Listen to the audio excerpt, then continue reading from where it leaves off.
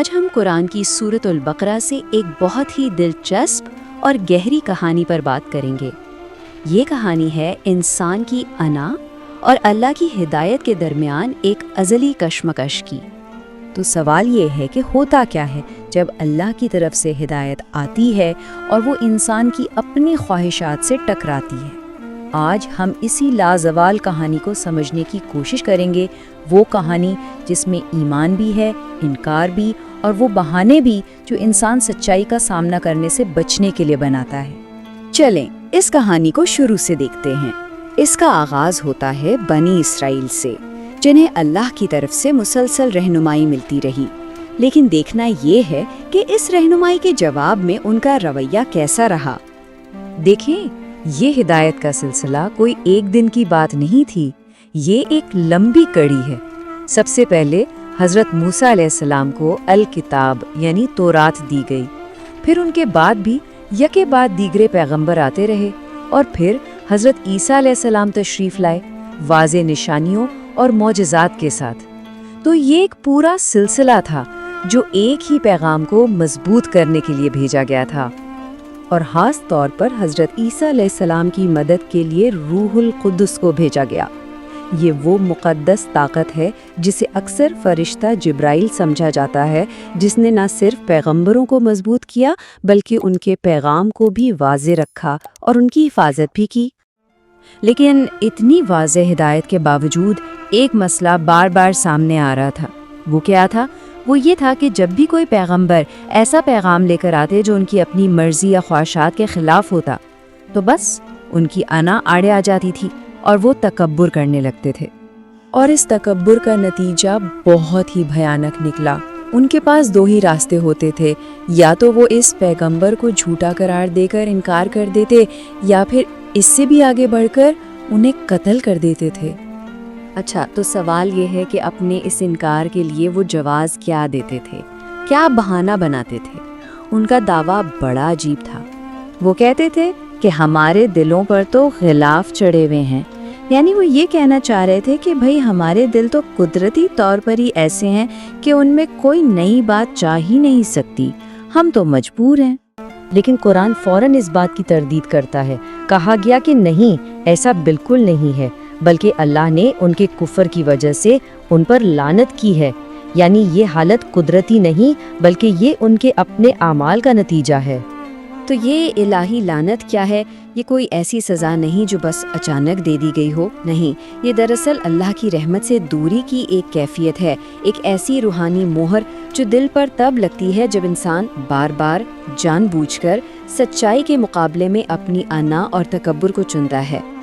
اب کہانی ایک بہت ہی عجیب بلکہ المناک موڑ لیتی ہے۔ یہ اس بارے میں ہے کہ انہوں نے آخری نبی صلی اللہ علیہ وسلم کی آمد پر کیسا رویہ دکھایا، وہی نبی جن کا وہ خود شدت سے انتظار کر رہے تھے۔ یہاں ایک بہت بڑا تضاد نظر آتا ہے۔ جب نبی صلی اللہ علیہ وسلم نہیں آئے تھے تو یہ لوگ اپنی کتابوں میں ان کا ذکر پڑھ کر اپنے دشمنوں کے خلاف فتح کی دعائیں مانگتے تھے۔ وہ کہتے تھے کہ وہ نبی آئیں گے تو ہم کامیاب ہوں گے، لیکن جب وہی نبی جنہیں انہوں نے فوراً پہچان بھی لیا تشریف لے آئے تو انہوں نے انکار کر دیا۔ تو آخر اس رویے کی وجہ کیا تھی؟ کیا وہ لا علم تھے؟ نہیں، لا علمی نہیں تھی، اصل وجہ تھی حسد۔ ان سے یہ برداشت ہی نہیں ہو رہا تھا کہ اللہ نے اپنا فضل اور نبوت ان کے قبیلے سے باہر کسی اور پر کیوں نازل کر دیا۔ اور اس حسد کی وجہ سے سچائی کو جاننے کے باوجود انکار کرنے کا نتیجہ یہ نکلا کہ وہ غضب پر غضب کے مستحق ٹھہرے، یعنی ایک غضب تو پہلے کے اعمال کی وجہ سے تھا اور دوسرا اس ہٹ درمی کی وجہ سے۔ اب آگے بڑھتے ہیں اور دیکھتے ہیں کہ قرآن کس طرح ان کے اپنے ایمانی دعووں میں موجود تضادات کو سامنے لاتا ہے۔ وہ دعویٰ کیا کرتے تھے کہ ہم تو صرف اسی پر ایمان لاتے ہیں جو ہم پر نازل ہوا۔ اچھا، تو پھر اپنے ہی ان پیغمبروں کو کیوں قتل کیا جو وہی لے کر آئے تھے؟ وہ کہتے تھے ہم موسیٰ کے قوانین پر چلتے ہیں، لیکن جب حضرت موسیٰ طور پر گئے تھے تو پیچھے سونے کے بچڑے کی پوجا کس نے کی تھی؟ ان کا دعویٰ تھا کہ ہمارا ایمان خالص ہے، لیکن حقیقت یہ تھی کہ بچڑے کی محبت تو ان کے دلوں میں رچ بس گئی تھی، تو دعوے اور حقیقت میں زمین آسمان کا فرق تھا۔ یہاں سے بات ایک حتمی اور بہت ہی طاقتور چیلنج کی طرف جاتی ہے، ایک ایسا چیلنج جو ان کی نیت اور ان کے دعووں کی اصلیت کو بالکل بے نقاب کر دیتا ہے۔ قرآن ان کے سامنے ایک سیدھا سادہ منطقی سوال رکھتا ہے، اگر تمہیں اتنا ہی یقین ہے کہ آخرت کا گھر یعنی جنت صرف اور صرف تمہارے لیے ہیں، تو پھر چلو موت کی تمنا کرو۔ اگر تم اپنے دعوے میں سچے ہو، بات تو سیدھی ہے، اگر منزل کی ضمانت ہو تو مسافر سفر سے کیوں ڈرے؟ اور ان کا جواب کیا تھا؟ مکمل خاموشی۔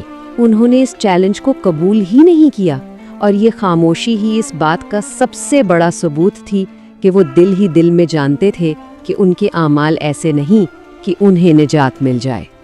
اور قرآن نے تو پیشن گوئی بھی کر دی کہ یہ لوگ ہرگز موت کی تمنا نہیں کریں گے۔ کیوں؟